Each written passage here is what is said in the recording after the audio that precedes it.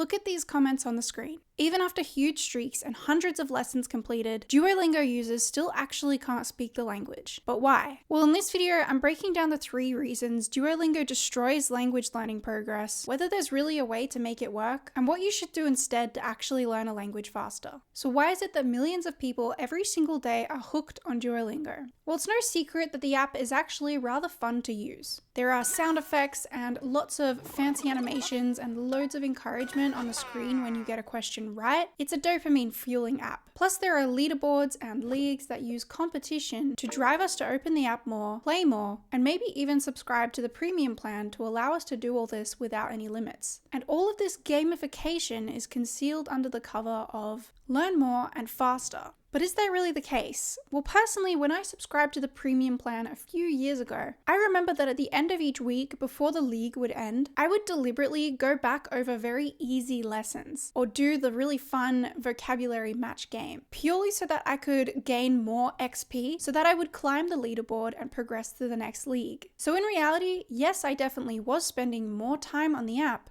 but not always learning something new. And this leads me to the second point. When I was using Duolingo, I would open the app, do the next lesson in my roadmap, answer a couple of questions, tap a couple buttons on the screen, and literally less than 2 minutes later, my streak would be extended by another day. Some days I would even redo a lesson that I had already completed, literally learn absolutely nothing new, but your streak gets incremented. The app was telling me that I was in the top 10% of learners worldwide. I was making a commitment to my language learning. I was achieving my goals. And some days I wouldn't actually do anything else for the rest of the day. Duolingo has become so synonymous with streak building. It's literally almost a flex when you meet someone and they've got a really high streak on Duolingo, but these high streaks are really actually causing people a lot of stress and worry. In a recent AWS outage that impacted Duolingo, the amount of posts and comments that I was seeing that had people stressing out over the fact that they might lose their streak. Now, Duolingo did actually put out a statement saying that the outage was not going to impact people's streaks.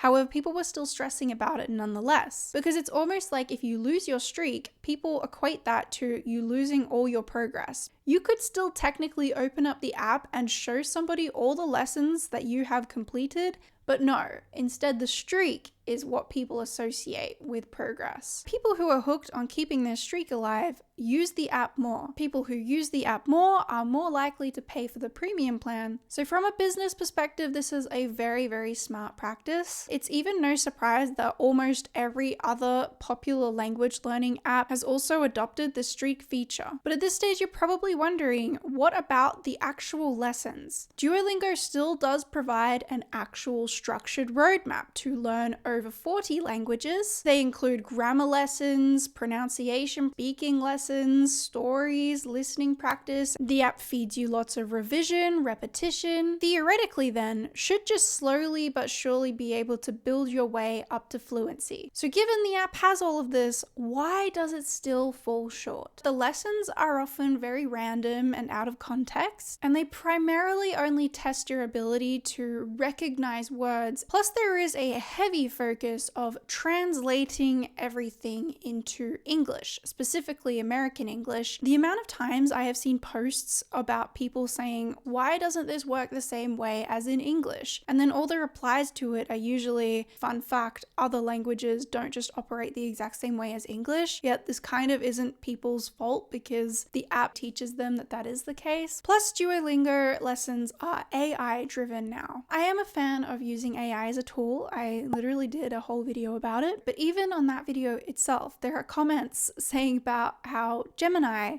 said the wrong thing in German and basically replicated a mistake that I said to it. AI is not perfect. It makes mistakes, it makes errors, and you will sometimes have to double check the information, and especially when you're learning something new, I suggest go finding a reputable source to actually learn that thing. And also, I think the lessons are deliberately made to be very easy and attainable to complete. When I was in France, I went to a comedy show. I've been to comedy shows before, but this one in particular, the comedian did not articulate very well and spoke really fast, and that combination of things I actually didn't understand very much at all, and that kind of took me by surprise because it made me take a step back and realize, whoa, hang on. You actually need to target your listening a lot more because it's not as good as you thought it was. And I had a similar kind of realization when I was in Germany talking to a lot of natives. Some people would talk very clearly, but then others, I would have no idea what they were saying. It is a reality check for me that I need to go actually spend some time and target that area. Language learning can't always just be this hand-holding, really easy experience where you never experience overwhelm and everything is just sunshine and rainbows all the time. Now, obviously, yes, up until this point, I have been fairly negative about Duolingo, but I am not going to say that it is all bad, okay? But primarily the only use case that I actually recommend Duolingo for is when you are an absolute beginner. Or if you just want to dabble in a language, you just kind of want to see what it's about a little bit, you're a bit curious, well, Duolingo's free, so it does offer you a pretty accessible way to do that. The reason I think it's good when you're a newbie is because you are starting from zero. And when you're starting from absolutely nothing, your goal should really just be to build up a couple of sentences, see a little bit what the language is about, and build up your base vocabulary. However, after that stage, once you have built up your vocabulary, learning new words from there is just a painfully slow process with Duolingo because you have to do like 10 lessons sometimes to just learn a couple of new words because really their priority is making language learning fun and easy. So generally speaking, I suggest deleting the app after a month or two of using Duolingo to build up the basics. And instead, I suggest finding a primary resource such as a textbook. You can have a look online for these for free, or a YouTube course. Often these are also available for free, or a real course. Or you could even use ChatGPT to generate a roadmap for you, from which you can then use to search for specific topics on Google or YouTube. Now, I also suggest combining this with getting real input in your target language. By that, I mean searching for comprehensible input videos on YouTube, watching beginner vlogs, listening to slow language podcasts, and finding creators who speak in the target language about your interests. I suggest alternating with videos that you find a little bit easier to understand to reinforce your learning, but also practice your listening comprehension, but then also occasionally throwing yourself into the deep end, listening to something that is a lot higher above your level. Give yourself a little bit of a reality check. But also sometimes you realize that you understand more than what you might think, and it's this really cool realization of, wow, I am learning, I am making real progress here. Any of these things that I have listed are going to be more effective than clicking a couple buttons on a screen to keep a streak alive. But in saying that, if you are going to use Duolingo anyway, some people who want to still find a way to make it work for them, first, disable the sound effects. Second, disable the leaderboards, turn off the leagues. Try to make the app as much as you can about actually learning a language rather than competition. When I restarted learning French, the imperfect tense was a bit of a struggle for me,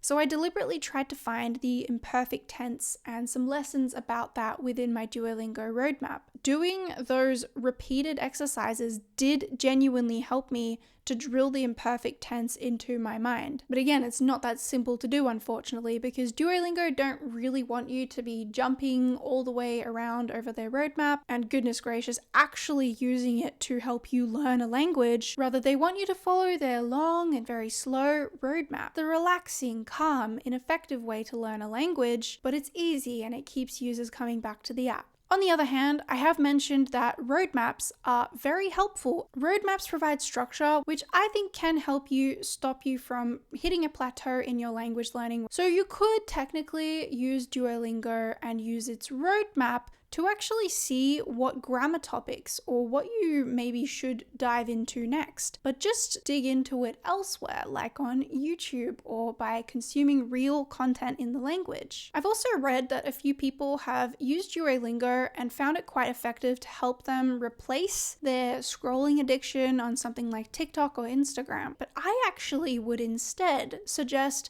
going back to TikTok and Instagram, but creating a different account just so that it is in that language that you're learning. And your whole algorithm will just become this French learning, French immersion platform, which I think would be way more effective than doing Duolingo lessons. And finally, yes, we know that Duolingo is fun, but if you think it is the only fun way to learn a language, go and check out this video here next, because I reveal 25 fun ways in which you can learn a language. Thank you so much for watching.